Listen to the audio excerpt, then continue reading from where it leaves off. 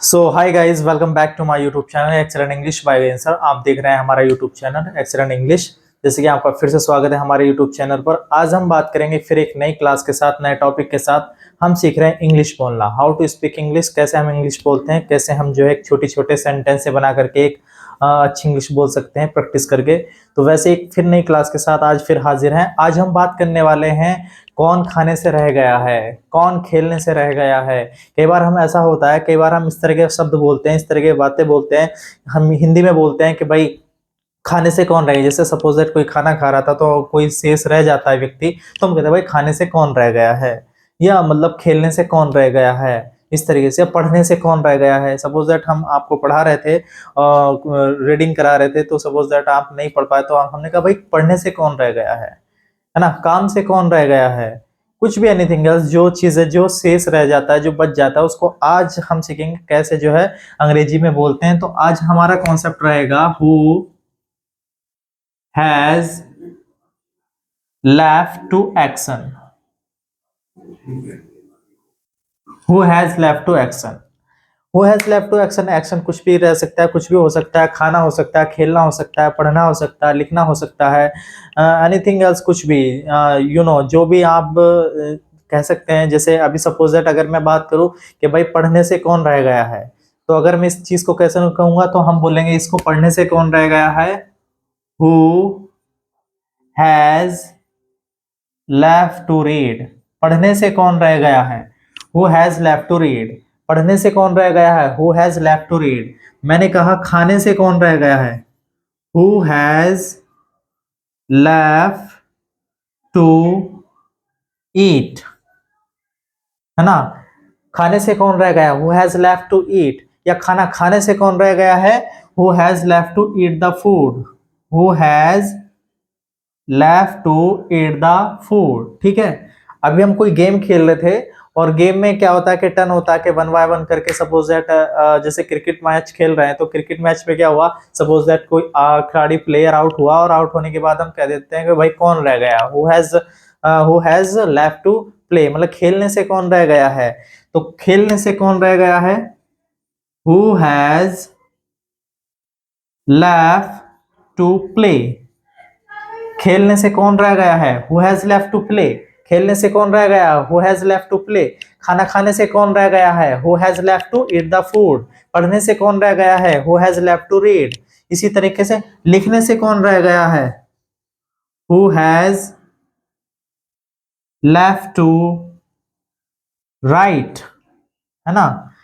लिखने से कौन रह गया है, who has left to write. Suppose that अभी जो है आप कहीं जा रहे थे, और आपको जाना जरूरी था, तो पहले काम करना था, तो काम के लिए पूछ लिया कि भाई काम करने से कौन रह गया है, who has left do the work. Who has left to do the work. It's clear. इसी तरीके से कुछ भी आप, जो भी सेंटेंस, जो भी आप कहना चाहते हैं, किसी तरीके से खाने से कौन रह गया है, पढ़ने से कौन रह गया है ना, और लिखने से कौन रह गया है, और जो है पढ़ने से, खेलने से, कूदने से, कुछ भी, एनीथिंग एल्स, जिस चीज में कोई शेष रह जाता है। सपोज दैट लिखने से कौन रह गया है, मैं लिखा रहा था आप लोगों को, और मैंने फिर आपसे सवाल किया, मैंने कहा कौन रह गया है, लिखने से कौन रह गया है, तो who has left to write. पढ़ने से कौन रह गया है, ठीक है, तो who has left to read. इसी तरीके से जो है खाने से, पढ़ने से, एक्शन कुछ भी हो सकता है। Suppose that who has left to watch the TV. TV देखने से कौन रह गया हो, who has left to watch the TV. ठीक है। इसी तरीके से मैंने कहा who has left to go to school. School जाने से कौन रह गया है, who has left to go to school. School जाने से कौन रह गया है। ठीक है। सपोज दैट खेलने से कौन रह गया है, ठीक है, who has left to play. इस तरीके से मैंने कहा बोलने से कौन रह गया है, बोलने से कौन रह गया है, who has left to speak. बोलने से कौन रह गया है, who has left to speak. तो इस तरीके से जो है हम अपनी बात को रख सकते हैं, इस तरीके से हम बोल सकते हैं।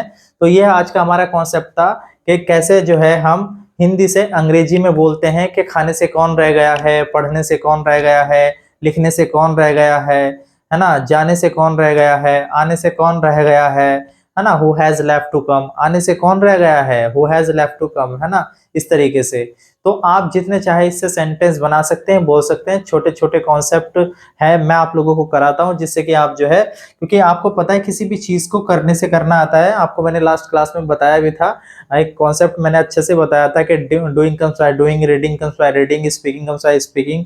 तो वो कॉन्सेप्ट क्या था, वो कॉन्सेप्ट यही था कि बिना विदाउट प्रैक्टिस के हम कुछ नहीं सीख सकते, हमें प्रैक्टिस करनी पड़ेगी, है ना, हमें सीखना पड़ेगा, तो तभी हम कर पाएंगे। We have to learn, we have to do, हमें करना पड़ेगा, हमें सीखना पड़ेगा। तो इसी तरीके से जो है जब तक आप प्रैक्टिस नहीं करेंगे, जब तक आप जो है इसको रिपीट नहीं करेंगे, तब तक आप नहीं कर सकते। You can do it. तो इसीलिए जब भी आपको रहना है, जब भी आपको इस तरीके से बोलना है, तो आप किस तरीके से बोलेंगे, who has left to action. Action हमारा कुछ भी हो सकता है, ठीक है, who has left to action. आज हमने बात करी कौन रह गया है ना। खेलने से कौन रह गया है, खाने से कौन रह गया है ना, जाने से कौन रह गया है, पढ़ने से कौन रह गया है। तो ये कभी भी अगर हमें इंग्लिश में बोलना है तो वो कैसे बोलेंगे, वही आज की हमारी क्लास थी। आई होप आपको ये क्लास पसंद आई होगी, समझ में आई होगी, यू हैव अंडरस्टूड। तो सो दैट्स वाई फिर हम इसी तरीके से एक फिर नई क्लास में मिलेंगे और एक नए टॉपिक के साथ। तब तक के लिए देन टिल बाय बाय। अगर आपको ये वीडियो अच्छी लगी हो, पसंद आई हो, तो इस वीडियो पे कमेंट करिएगा, लाइक करिएगा और शेयर भी करिएगा। Thanks for watching me my video. फिर हम नई क्लास में मिलेंगे, देन टिल बाय बाय।